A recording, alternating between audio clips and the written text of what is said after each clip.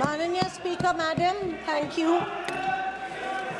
Speaker महोदय, आज मैं इस सदन में नहीं कैमरा येऊ देना मैडम, कैमरा।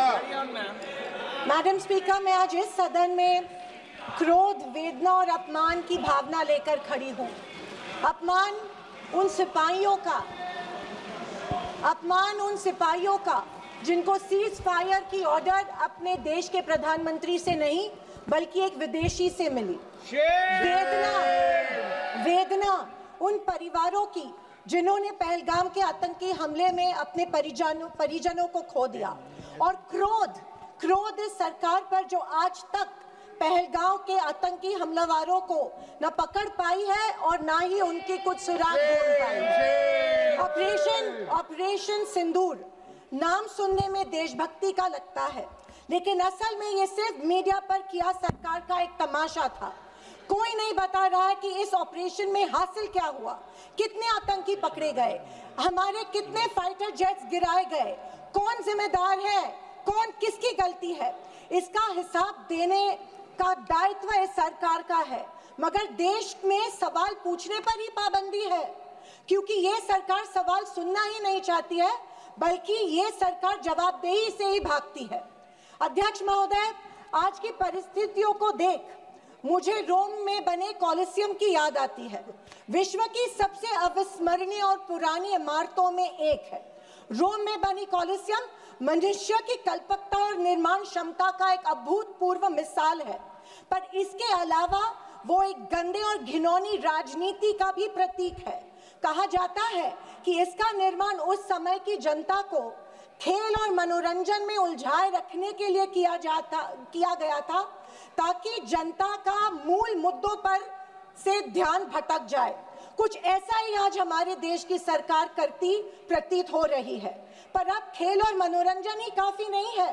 किसी महत्वपूर्ण इलेक्शन के पहले आतंकी हमला और फिर सरकार की जवाबी कार्रवाई।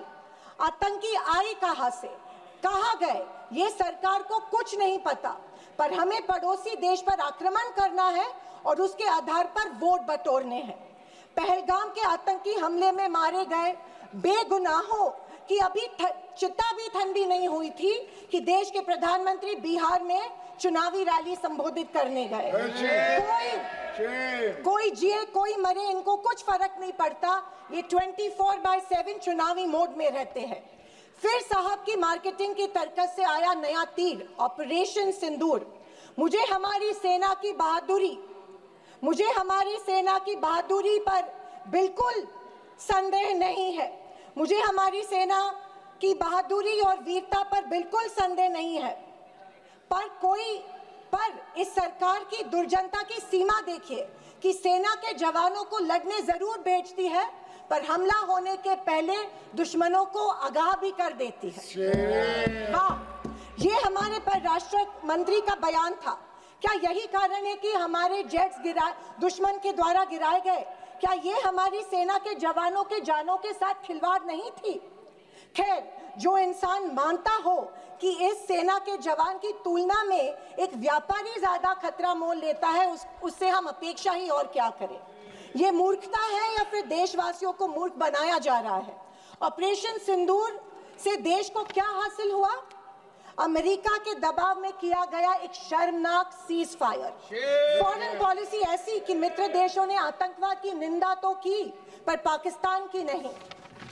स्पीकर मैडम, प्रधानमंत्री कहते हैं कि ऑपरेशन सिंदूर का जश्न मनाने का पर्व है। किस बात का जश्न मनाए प्रधानमंत्री जी? हमले के पहले आपके विदेश मंत्री दुश्मन को हमले की पूर्व सूचना देते, उसका जश्न मनाए? इसी का असर ये था कि हमारे जेट्स गिराए गए, क्या इसका जश्न मनाए? या फाइटर जेट जो क्षतिग्रस्त हुए हैं उनके पायलट्स का क्या हुआ, इस देश को अभी तक उसकी जानकारी नहीं है, क्या उसका जश्न मनाए? सीज फायर का ऐलान इनके कथित मित्र ट्रंप करते हैं, इससे जो हमारी देश की तीनों सेनाओं का मानसिक खच्चीकरण हुआ, क्या उसका जश्न मनाए? और तो और पहलगाम के आतंकियों को कोई सुराग नहीं, क्या इसका जश्न मनाए? इंटरनेशनल कम्युनिटी में भारत की छवि इतनी कमजोर अब तक कभी नहीं हुई थी।